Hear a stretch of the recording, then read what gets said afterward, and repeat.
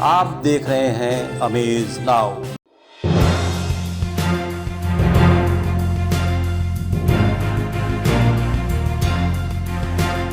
नमस्कार, women's now कार्यक्रम में मैं मेनका आप सभी का स्वागत करती हूँ। दोस्तों, कहते हैं हक की लड़ाई तब और आसान हो जाती है जब हमें अपने अधिकारों की जानकारी होती है।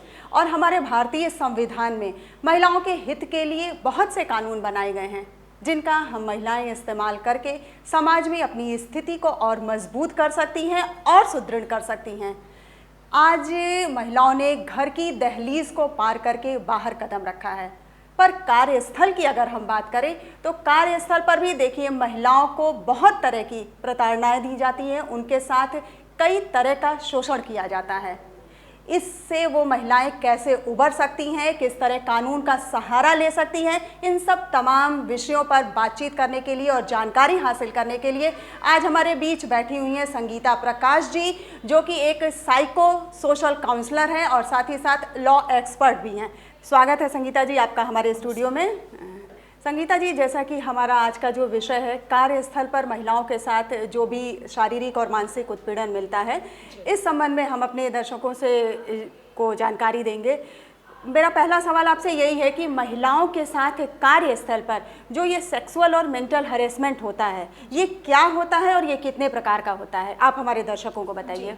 जी मेनका जी, ये बहुत ही ज्वलंत विषय है जी। और आजकल प्राय सभी महिलाएं वर्किंग वुमेन हो रही हैं। हाँ? और कार्यस्थल पे कभी कभी या हम मेरी समझ में तो प्राय उन्हें सेक्सुअल या मेंटल हैरेसमेंट का शिकार होना पड़ता है जी। लेकिन प्रश्न ये है कि वो कैसे जाने कि ये हिंसा हमारे साथ गलत दृष्टिकोण के साथ की जा रही है। जी। अब अगर इसके प्रकार की बात करें तो ये मौखिक हो सकता है जी, ये दृश्य रूप में हो सकता है और ये शारीरिक रूप में भी हो सकता है। जी। मौखिक रूप की यदि हम बात करें मेनका जी, तो मौखिक रूप में अश्लील टिप्पणी कर देना या किसी के महिला के ड्रेस पे कोई ताना कसी कर देना या फिर इस तरह के शब्दों का इस्तेमाल करना जिससे महिला वो अपमानित महसूस करे।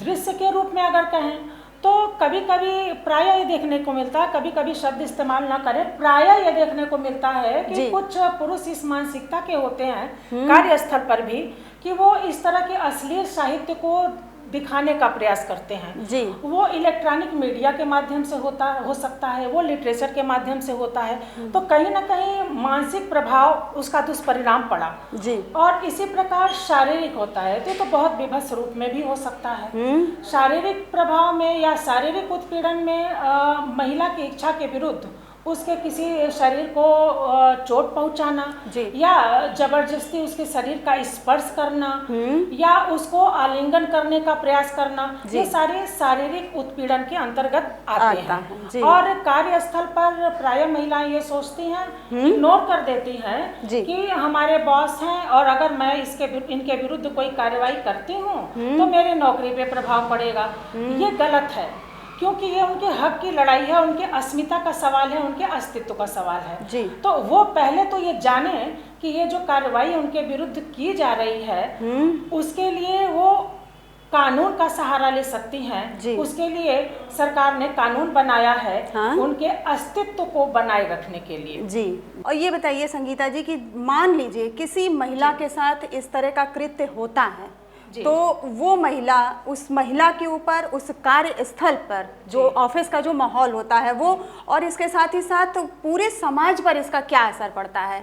जी बिल्कुल, महिला पे तो बहुत ही दुष्प्रभाव पड़ता है। अगर मनोवैज्ञानिक तौर पे देखें तो कई बार ऐसी महिलाओं से मेरी मुलाकात हुई जिनके साथ कार्यस्थल पर सेक्सुअल या मेंटल हरेसमेंट हुआ और उनके व्यवहार में अचानक तब्दीली आई। जैसे वो एलोन, अकेलापन रहने के लिए वो विवश हो गई या फिर उनका कार्य में मन नहीं लगता था या फिर कभी कभी तो विवश रूप ये हो जाता है कि सुसाइड करने की भी उन्होंने कोशिश की क्योंकि अपनी बात ये कह नहीं सकती। अगर घर में कहती है मेनका जी तो सबसे बड़ी बात ये हो जाएगी कि घर वाले कहेंगे तो फिर तुम ये रोजगार छोड़ दो, ये नौकरी छोड़ दो। तो फिर अपने आर्थिक दृष्टिकोण के दृष्टिगत वो ये अपनी बात खुल के नहीं कह पाती हैं। और इसी तरह से सामाजिक रूप से अगर देखें तो समाज में इसका ये प्रभाव पड़ेगा कि कोई भी अपनी बहन, बेटी या पत्नी को बाहर निकलने से रोकेगा कि तुम जाओगी, देखो फला औरत के साथ ऐसी कृत्य हो गया था तो तुम्हारे साथ भी होगा। महिलाएं सहती संगीता जी इसीलिए हैं क्योंकि उनको दबा दिया जाता है।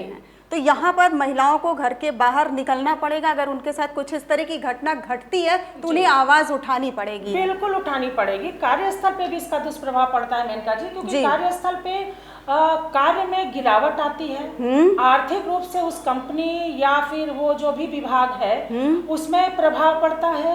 लोग उस विभाग से जुड़ना नहीं चाहते हैं कि इसमें अच्छे कर्मचारी नहीं काम करते, अच्छे लोग नहीं होते हैं, हमारी महिलाएं वहाँ सुरक्षित नहीं हो पाती हैं। तो आर्थिक रूप से भी गिरावट आई और सामाजिक रूप से भी गिरावट आई। और महिला के साथ जिसके साथ ये कृत्य हो रहा है या हुआ है उसको तो बहुत सारी परेशानियों का सामना करना पड़ता है, घर से लेकर के कार्यस्थल तक। जी अच्छा, ये बताइए, मान लीजिए होता है किसी के साथ इस तरह का कृत्य हो गया तो वो कानून में किस तरह से कानून की मदद ले सकती है, कहाँ का जाकर के अपनी शिकायत दर्ज कर सकती है अगर उसने सोचा है कि मुझे इसके खिलाफ आवाज उठानी है? जी बहुत ही अच्छा प्रश्न किया मेनका जी आपने, क्योंकि महिलाएं जान ही नहीं पाती हैं कि कार्यस्थल पे अगर उनका शोषण हो रहा है, सेक्सुअल या मेंटल हैरेसमेंट हो रहा है तो वो अपनी शिकायत कहाँ पे दर्ज कराएं। तो एक मामला बहुत ही ज्यादा हाईलाइट हुआ था 1997 में, एक गाइडलाइन भी माननीय उच्चतम न्यायालय ने जारी किया था। वो मामला था विशाखा बनाम राजस्थान सरकार और वो केस था, आप सभी जानते हैं, भौरी देवी का। बहुत हाईलाइट हुआ था ये केस। भौरी देवी एक सामाजिक कार्यकर्ता थी जो सरकार की योजनाओं को समाज तक पहुंचाने का कार्य करती थी।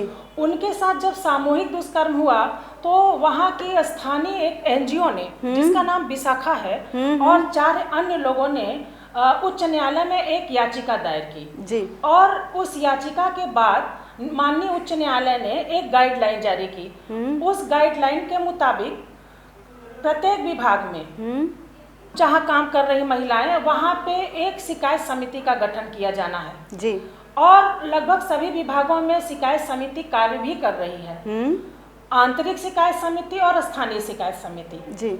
इस शिकायत समिति का कार्य है कि इस तरह की महिलाओं की शिकायतों को सुनना, उनका त्वरित निस्तारण करना और दोषी व्यक्ति को दंडित करना। मतलब उस कार्य स्थल पर जो महिलाएं काम कर रही हैं वो उस समिति के सामने जाकर के अपनी शिकायत दर्ज करा सकती हैं। समिति 30 दिन के अंदर उस शिकायत का संज्ञान ले सकती है और महिला अगर उसके साथ इस तरह का सेक्सुअल हैरेसमेंट हुआ है और तत्काल उसकी मानसिक स्थिति ठीक नहीं है तो 3 महीने के अंदर वो अपना प्रार्थना पत्र शिकायत समिति को दे सकती है। सर्वप्रथम तो वो अपने विभाग से संबंधित आंतरिक शिकायत समिति को ये प्रार्थना पत्र देगी। यदि उस पर कार्रवाई नहीं होती है तो स्थानीय शिकायत समिति को देगी। आपको बताना चाहेंगे कि शिकायत समिति में मैक्सिमम महिला सदस्य होती है, और प्रयास ये है कि उस शिकायत समिति की अध्यक्षा भी एक महिला हो, ताकि महिला को उसकी पीड़ा के विरुद्ध, उसके हुए अत्याचार के विरुद्ध एक समाधान किया जा सके। और जाहिर सी बात है अगर कोई महिला अध्यक्षा होगी या महिलाओं की संख्या ज्यादा होगी तो एक पीड़ित महिला अपनी बात को मुखरित रूप में अच्छे ढंग से रख पाएगी। किसी पुरुष के सामने में अपनी समस्या बताने में उसे झिझक महसूस नहीं होगी। अगर एक महिला रहेगी तो आप उससे खुल करके अपनी प्रॉब्लम को शेयर कर सकती हैं। बिल्कुल बिल्कुल। तो इसी के दृष्टिकोण ये 2013 तक ये गाइडलाइन जारी रही, जब तक कि पूर्ण रूप से 2013 में सेक्सुअल हैरेसमेंट कार्यस्थल पर एक कानून पास नहीं हो गया।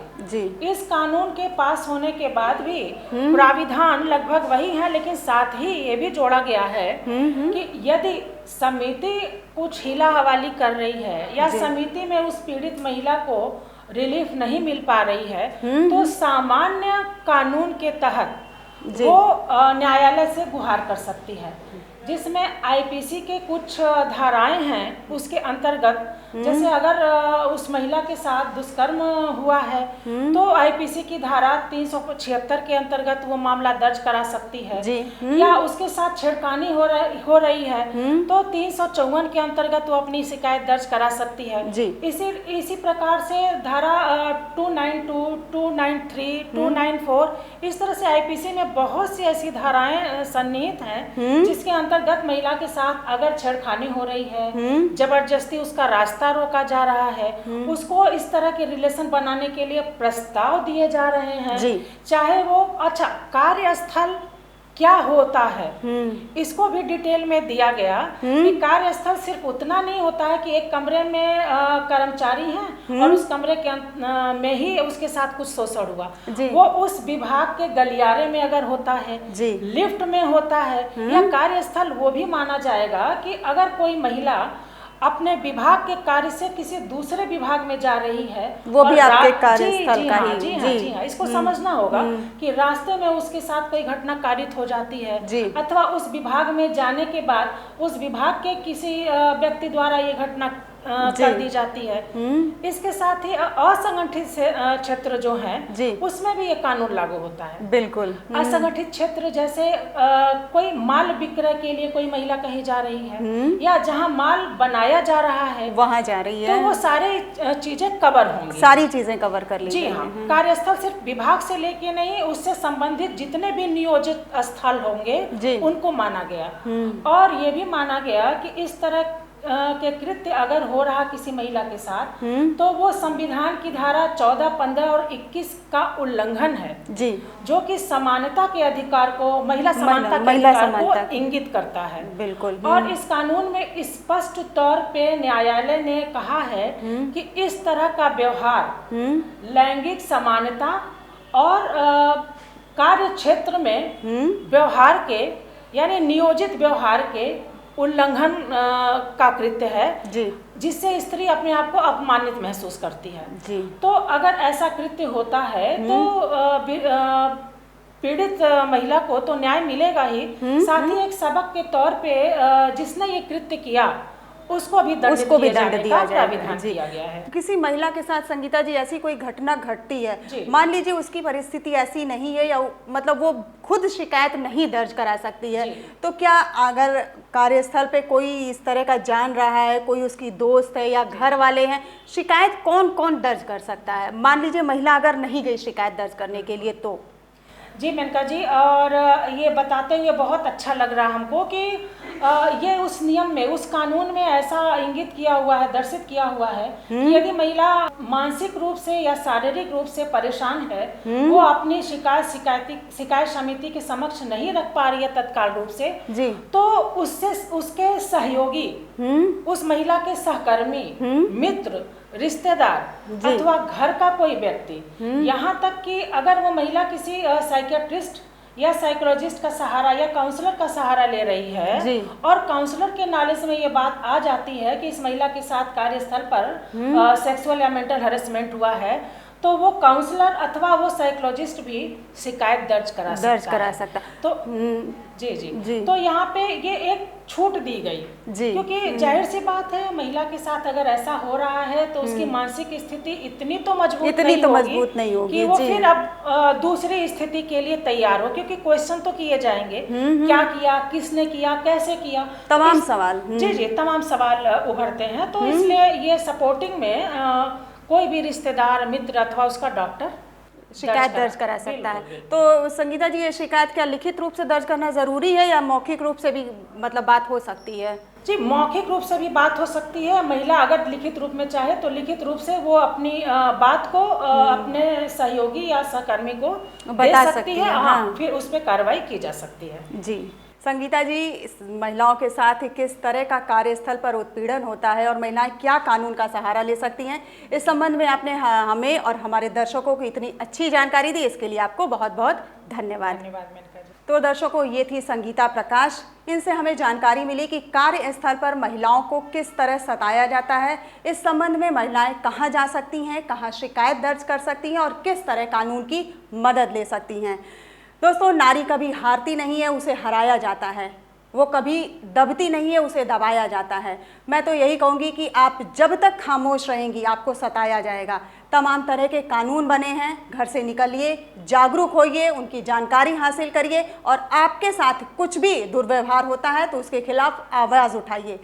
अमेज नाउ की हमेशा से ये कोशिश रहती है कि आपको इस तरह की तमाम जानकारियां देते रहें। आप भी जागरूक होइए और जो भी कानून बने हैं उन कानूनों का लाभ उठाइए। अगले अंक में आपसे फिर होगी मुलाकात, तब तक के लिए नमस्कार।